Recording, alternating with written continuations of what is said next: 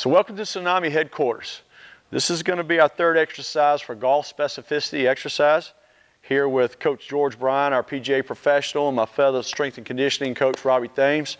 And we're going to go over bent over rows. Now, you may have done a seated row or a lat pull or some type of bent over row in the gym, but trust me when I tell you, the Tsunami bent over row is completely different. And it has different reasons to why you love the duality of this bar. So guys, I'm going to have you get in a position kind of like you were for exercise one when we did deadlift, with the exception of we're going to open the hands up, sunny side up. We talked about in our impact conditioning how hard it is to get used to playing the game of golf with your hands underneath. Well, especially for guys that have mass like Robbie does, even from where I came from, to be able to get better and better and better, opening up and getting those elbows married at impact, you're going to find a correlation here. Now this exercise does so many things, but it touches on one of the, and we're not into body part training anymore. Most of you out there are doing some type of functional exercise, but there are some muscle groups that are primary movers in the golf swing. And this is the latissimus muscle, or the major back muscles, which is the largest muscle group in your upper body, but it's one that they don't talk a lot about in golf. Well, being a golf-specific strength professional like I am, I've really coached my athletes a lot on strengthening this area, but strengthening it, George, without adding tension in it. And Robbie, strengthening it without adding a lot of mass to it so it actually gets in the way from a hypertrophy standpoint and restricting our golfers to be able to be supple at impact. So I'm going to have both these guys go where their chest is parallel to the floor. And they're basically going to pull the Tsunami golf bar into their belly button.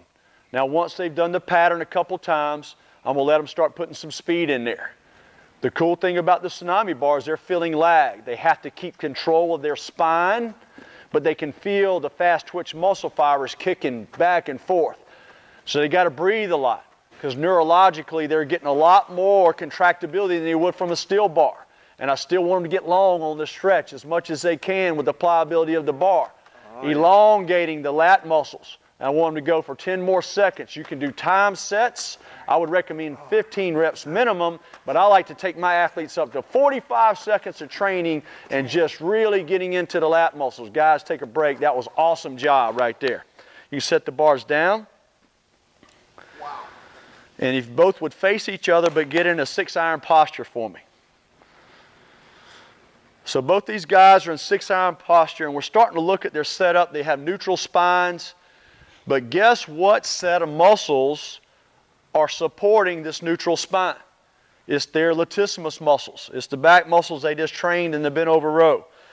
By strengthening the lat muscles, it takes pressure off the spinal erectors, the lower back muscles that really get in duress in golf. And even lower than the erectors, there's another set of muscles, Robbie, called the quadris laborum.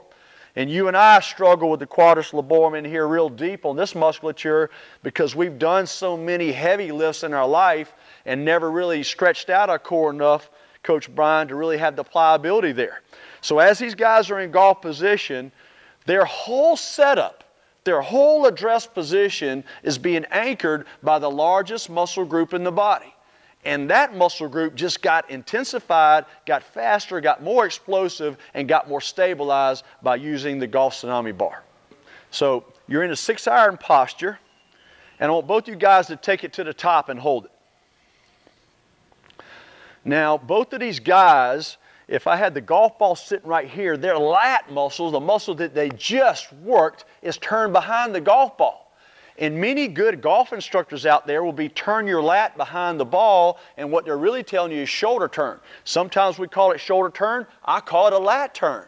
If you actually get a great lat turn, you're going to get incredible amounts of mobility in the shoulder. Robbie has a little bit more hypertrophy lat, so for him to turn his lat behind the golf ball, it's a real big challenge. But guess what? After the hips fire first, and we talked about kinematic sequence, and then the thorax is second. Thorax is actually attachment to the latissimus muscle that you just trained in your bent over row.